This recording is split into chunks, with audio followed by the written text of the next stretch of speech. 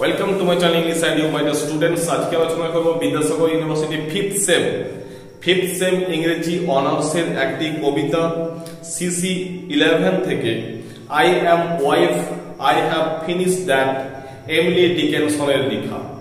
তো এই কবিতাটা আলোচনা করার আগে আমরা যেটা জানবো সেটা হচ্ছে কি না, এই কবিতার মধ্যে দেখানো হয়েছে একটা প্যাট্রিয়ার্কাল সোসাইটিতে অর্থাৎ পিতৃতান্ত্রিক সমাজ ব্যবস্থার মধ্যে মহিলাদের যে রোল বা ভূমিকা সেটা দেখানো হয়েছে।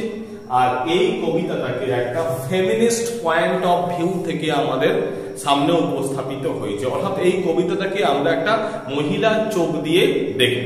ঠিক আছে, এই কবিতাটা এমিলি ডিকেনসনের 199তম কবিতা, 199তম কবিতা হচ্ছে I am wife I have finished that. এই কবিতার মধ্যে কবি কি দেখিয়েছেন, একটা মেয়ের বা একজন মহিলার জীবনের দুটো স্টেজকে আমাদের সামনে উপস্থাপিত করেছেন। একটা বিফোর ম্যারেজ, যেটা তার কুমারিত্ব অবস্থা, একটা হচ্ছে আফটার ম্যারেজ, অর্থাৎ যখন সে কারো ওয়াইফ হয়ে গেছে সেই সময়কার ঘটনা, অর্থাৎ দুটো স্টেজের অবস্থাকে আমাদের সামনে উপস্থাপিত করা হয়েছে। দেখো, I am wife, I have finished that.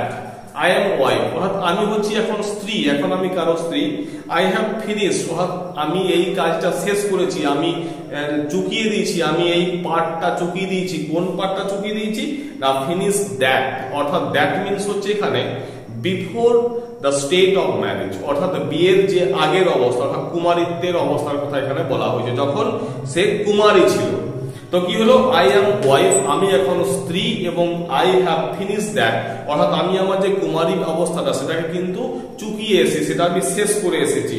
That other state, সেটা ছিল একটা অন্য অবস্থা, অর্থাৎ এখন যেখানে আছি, এখন আমি বিবাহিত, এখন আমি কারো স্ত্রী, এই অবস্থা। এবং আরেকটা অবস্থা হচ্ছে তখন তার বিয়ে হয়নি, তখন সে তার বাবার কাছে ছিল, বাবার বাড়িতে ছিল, সেই কুমারী জীবনের কথা বলা হয়েছে। Next, I am Sijar, I am Char, I am Omen now. It's safer so. I am Jar অর্থাৎ কি, জার মিনস হচ্ছে এই রাশিয়ার 1917 সালে রাশিয়ার যে রাজা তাদেরকে বলা হতো জার, অর্থাৎ আমি হচ্ছি এখন রাজা। I am Omen now অর্থাৎ আমি হচ্ছি এখন মহিলা।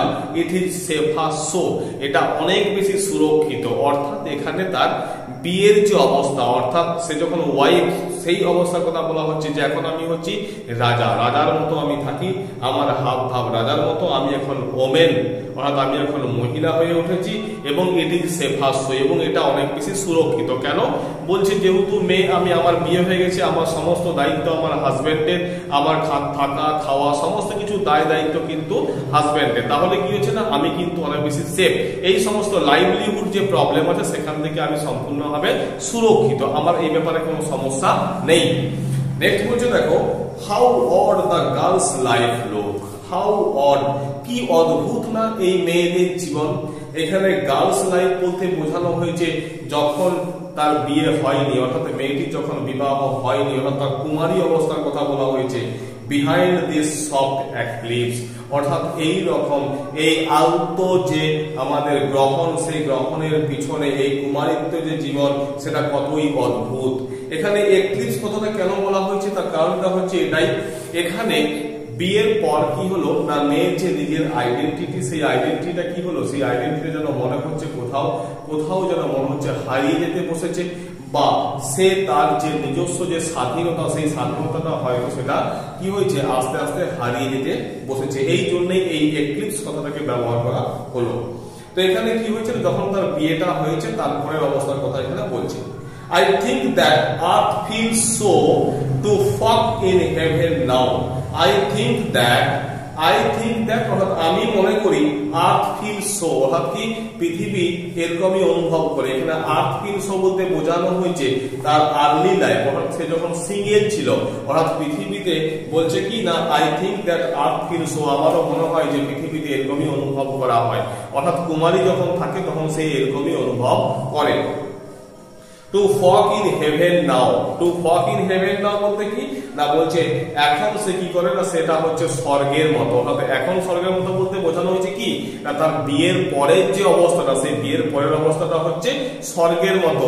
আর বিয়ের অবস্থাটা আগের যে অবস্থা, বিয়ের যখন হয়নি, যখন সে কুমারী ছিল, তখন সেটা ছিল কি পৃথিবীর অবস্থার মতো। অর্থাৎ এখন যেন মনে হচ্ছে যে এই কুমারী আর বিবাহিত জীবনটা হচ্ছে পৃথিবী থেকে স্বর্গের দিকে দেখা, এই ব্যাপারটা। This being comfort them, this being বলতে কি, this means হচ্ছে before marriage, this being comfort them, or sorry, this means হচ্ছে প্রেজেন্ট অবস্থা, বর্তমান অবস্থাটা। this being comfort them এখন হচ্ছে কি না, এটা খুবই স্বস্তি দাও, খুবই আরাম দাও। অর্থাৎ এখানে সে কি হচ্ছে, খুবই আরামে আছে, স্বস্তিতে আছে, কমফোর্টেবলি আছে। that other kind was pain, অর্থাৎ কিনা that other kind অন্য যে দিকটা, সেটার মধ্যে হয়তো যন্ত্রণা আছে। অর্থাৎ এখনকার মধ্যে কিন্তু কোনো যন্ত্রণা নেই, কোনো দুঃখ নেই। আগের জীবনে কি তাহলে দুঃখ বা যন্ত্রণা ছিল? বাট হোয়াই কম্পেয়ার, এবার কবি নিজেই প্রশ্ন করছেন, বাট হোয়াই কম্পেয়ার, অর্থাৎ কেন আমি তুলনা করছি সেই আগের জীবন আর এখনকার জীবনের সাথে, কেন আমি তুলনা করছি?